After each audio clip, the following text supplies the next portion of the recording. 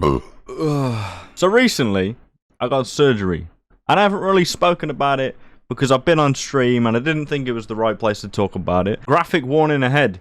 Basically, I had to have something called a frenuloplasty, which sounds like plastic surgery, but it's not.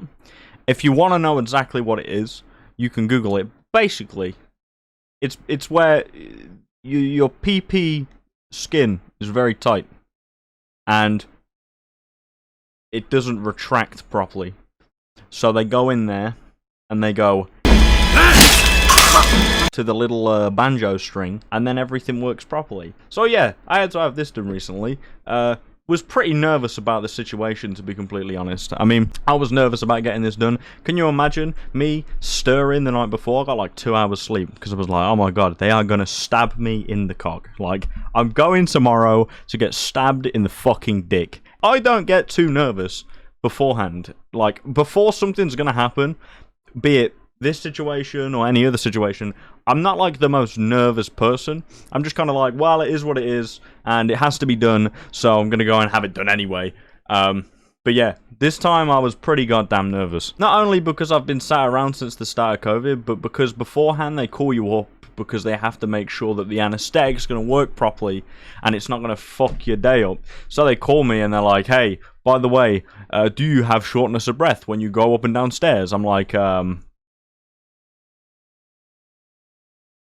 sometimes. Yeah, sometimes. So I'm panicking then. I'm like, hey, what's the worst thing that could happen? I mean, what? I just die because of anesthetic? I don't fucking know. I'm like racking my brain. I'm tossing and turning, cold sweating, everything before. But anyway, I get there. You get herded into the day surgery room right at the start. And how it works is you have to go up and you have your letter that says, hey, they're going to cut my dick open and you need to know about it. You give the receptionist your little piece of paper. She's like, okay, go take a seat. This is where I knew that the day was going to be weird from the very get-go, right? So I go in, and I'm looking around at all the chairs, and they still have the COVID restrictions in the hospital as far as the UK goes anyway. So I'm here, there's a chair, and then a panel. Like, okay, how do I... So there's a chair here, and then a panel, and then a chair, and then a panel, and then a chair. So you're separated, and you can't fucking... on people, you know what I mean? You can't just start coughing on motherfuckers next to you. So they have all these little panels set up and everything, but the problem is, I mean, I'm quite broad, I'm quite a thickness, right? So I have to squeeze my ass. Bear in mind, there's two people sat either side of me while I'm doing this. It's like something out of a Mr. Bean movie. I'm like shuffling my ass backwards into the spot like this. I'm sitting down. I'm just really awkwardly waiting, and then I realise I have to get my fucking phone out of my pocket to check what's going on or check if I've had a message from anybody, because, I don't know, I wanted to. And this poor Indian dude that was sitting next to me, right, he's sitting there just chilling, minding his own business, trying to read his newspaper, and I'm shuffling my phone out my pocket like this, and I'm knocking the fucking panel against the guy, and I can see it hitting off his shoulder. I could tell that he was irritated. He didn't say anything, but he just looked really irritated. I felt like shit. So yeah. I sit there, I'm maybe waiting for 15 minutes, and then they call me through. So, they call you through to the ward before you have your surgery. Bear in mind, I should mention that this is like 7:30 in the morning, right? They give me my bed. I'm right on the end, luckily. I have this cubicle with a bed and a chair right at the end of the row. So, I have a wall next to me instead of other people, which meant I could sort of sit in the chair in the corner and not piss anybody off with, you know, I was listening to music and stuff in my headphones, sort of. You have to sing along a little bit, right? I mean, I'm sitting here for hours waiting for a surgery. I have to entertain myself somehow. I was doing these, like, French lessons on an app that I have on my phone. Language transfer, it's great. And I was doing a little bit of that and talking to myself. So anyway, I'm laying there. And this guy comes by, who's my primary surgeon, and he's talking to me. He's like, yo, what's going on, man? Are you all good? This is basically what we're going to be doing today, you know? He explains the surgery. Not very well, to be completely honest. He was very vague about it. I was like, man, you're about to be taking a knife to my pee-pee. You better be telling me all the tiny little details of what you're doing. To this day, by the way, I have no idea exactly what they've done. I'm looking at the scar and shit, trying to figure out exactly what's changed. I kind of get it, but I also don't know, because there's like 8 ways, or like 3-4 ways that they do the surgery that they were planning on doing anyway. So I'm sitting here clueless, by the way. He sits there, he's like, hey, we're going to have to obviously give you an anesthetic. We're not going to start cutting into you while you're completely wide awake. Do you fancy a general anesthetic or a local anesthetic? I didn't know this. Like, I've had surgery before, but I didn't know that this was a question that you get asked. You get a choice, depending. So I'm thinking to myself, I'm like, okay, local anesthetic. Do I want to be awake while people are cutting chunks out of my cock? I'm going to take a hard pass on that one. So, yeah, I took the hard pass. He said, okay, take the general anesthetic, and then he disappeared, and I didn't see him again until I went down to my surgery later that day. That was such a weird experience. I mean, I never expected to be asked whether you have local or general. I don't know if that's a normal thing, to be honest. I just assumed that they know what's best, you know? I just assumed that they'd be like, hey, by the way, you should probably do this. Or there was no advice. He was just like, what do you want? I'm like, well, considering you can see on my record that I've never really been for surgery before. I've done it one time. I don't know. I'm not experienced enough to make this decision for myself. So I'm sitting there for hours, and it's rolling around. It's like 8 o'clock comes by, nothing. 9 o'clock comes by, nothing. 10 o'clock, nothing. So I'm like, this is bullshit. I don't know how long I'm going to be waiting. I'm laying there with this gown on, with my ass hanging out the back of it. I'm like, fuck this. I'm going to sleep. So I lay there, I put my headphones in, I'm listening to some music. The beds aren't great. You know, if you've been to a hospital and stayed overnight, the hospital beds, they're not amazing. You know, they're all plasticky in case you piss yourself. They're not great. I must have woken up at 1, 2 in the afternoon at this point. And the nurse, she comes back, June, lovely June, she comes back and she's like, hey, I hope everything's okay. I've just gone and spoken to the surgeon just to see when about your surgery is going to be. You are maybe one of the last people on the list. It turns out that I was the last person.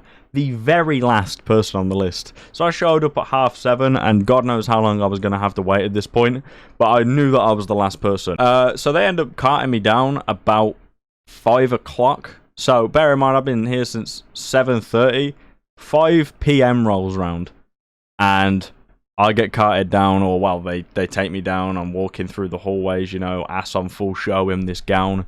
I go into the surgery room, and they're like, hey, lay on the table. This is a really weird experience. I had surgery years ago. I broke both my elbows. It was a shitty situation. They had to put the cannula in my foot. By the way, just saying, if you ever have to get general anesthetic or an anesthetic in general where they have to put a cannula in your foot is disgusting. It hurts so bad. Oh, man, in the foot. Oh, in comparison, never get it in the foot if you can help it. Always get it in the hand, because the hand didn't hurt at all. They put it in, I was like, it felt like a little bit of a scratch, nothing major, but the foot, man. I have no way to gauge what being shot in the foot feels like, but getting a cannula in the foot is probably what I imagine getting shot in the foot feels like. It fucking sucked. They're putting the cannula in, they're talking to me, I'm sort of bullshitting. Some girl was like, what do you do out of interest? I was like, I do this. And she was like, right. I don't want to sound stereotypical, but you kind of sounded, like, just by looking at you, I thought that you would do something to do with IT. I was like, what? I look like a fucking geek? Is that what you're trying to say? And she got super offended. She was like, I didn't say it in an asshole way, but she's like, no, that's not what I meant. I was trying to say I was joking. But, so they'd put the cannula in, and they put this hot towel on me. I don't know what the hot towel was for. I think it was kind of cold in the surgery room. And as I was trying to say, nah, I know, I'm only playing, they put this fucking oxygen mask over my face, honestly, like I was being dragged into the back of a van by the CIA. They just throw that shit over my mouth and nose, and they're holding me against the fucking bed. I'm trying to say, and I'm breathing in all this oxygen, it's kicking my ass, knocking me out. It maybe took me like 15 seconds and I was completely down, but I'm out for like an hour and 30 minutes. An hour to an hour and 30 minutes is how long the surgery was. I was fucking blasted when I got up. I was out of my nut on this anesthetic, and it took me so long to sort of come round, maybe like 10 minutes. I'm sort of sitting there swaying. I'm like, oh shit. For some reason, my instinct when I woke up was to just grab my phone. I was thinking about it before I went into the surgery. I was like, when I get up, I need to talk to my mum, because she was going to give me a ride home. So I need to get my phone. So the minute I get up, I'm absolutely drugged out of my mind. I grab hold of my phone, and I forget why I'm on my phone, because I'm that fucked. So I grab the phone and I take a picture. I don't know why. My brain was like, I have the phone in my hand now, I guess I'm going to use the camera app. And I took this photo. Yeah, you can tell how fucked out of my sweet I am. And then I started to come round. I mean, I took the photo and put my phone back down because I'd forgotten the reason that I needed it anyway. I just sort of put it in the bed next to me. And then I remember what surgeries just happened to me. I'm like, man, I've got to check my dick. I'm like, I've got to check to see if everything's still intact. So I just, real quick, lift up this little blanket that's on me. And I look and I'm like, oh my god.